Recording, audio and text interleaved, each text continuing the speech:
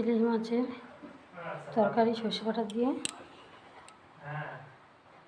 গাংমুটি আর জিয়া মাছের ঝাল, মাছের মাথা দিয়ে পুঁই শাকের চচ্চড়ি আর ভাত আজকে দুপুরের মেনু।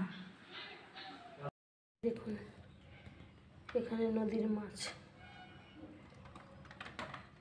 আমাদের সামনেই একটু দূরে নদী আছে, সেই নদীর মাছ।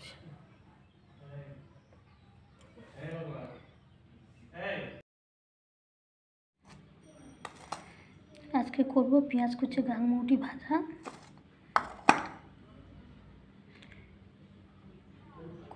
কুচিয়ে মাছের ঝাল আর ইলিশ মাছ সর্ষে বাটা দিয়ে করবো। মাছের মাথা দিয়ে পুঁই শাকের চচ্চড়ি, এই গাছের পুঁই শাক এই কেটে নিয়েছি, এই দেখুন, আর মাছের মাথা ভেজে রেখেছি, এবার রান্না করব।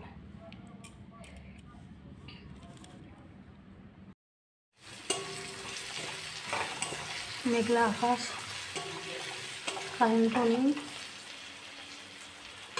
খুব এর মধ্যে রান্না করছি পুঁই শাকের মাছের মাথা দিয়ে পুঁই শাকের চচ্চড়ি।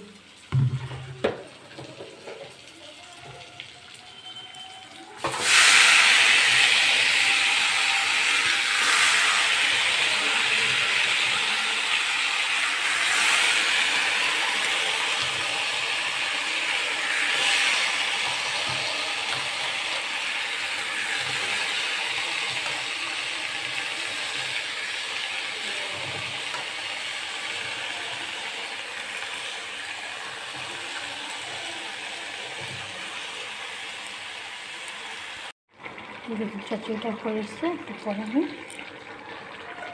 নামিয়ে নেব।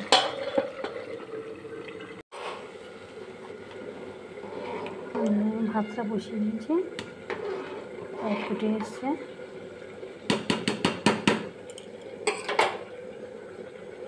চচ্চড়িটা রেডি হয়ে গেছে, মাছের মাথা দিয়ে পুঁই শাকের চচ্চড়ি।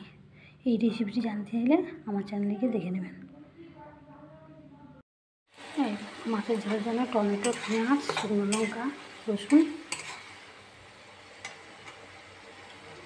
ভেজে নিচ্ছি, মাছের ঝালটা করবো।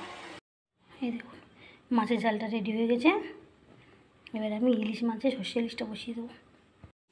ইলিশ মাছ রান্না হবে, আমি কালো জিরে ফোড়ন, রসুন, পেঁয়াজ আর টমেটো অল্প হালকা করে দিয়ে দিয়েছি।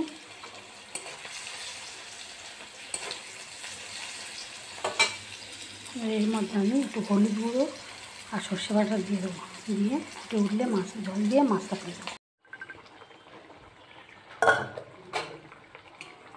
এই দেখুন সর্ষে ইলিশ হচ্ছে, প্রায় হয়ে এসছে।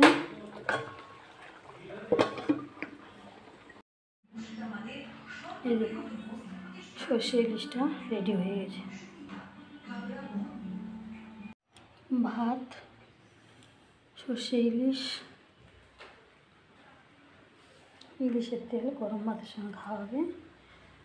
মাছের ঝাল, গাংমুটি আর জিয়া মাছের ঝাল আর মাছের মাথা দিয়ে, কচু দিয়ে, কাঁঠাল দানা দিয়ে আর পুঁই শাক দিয়ে চচ্চড়ি।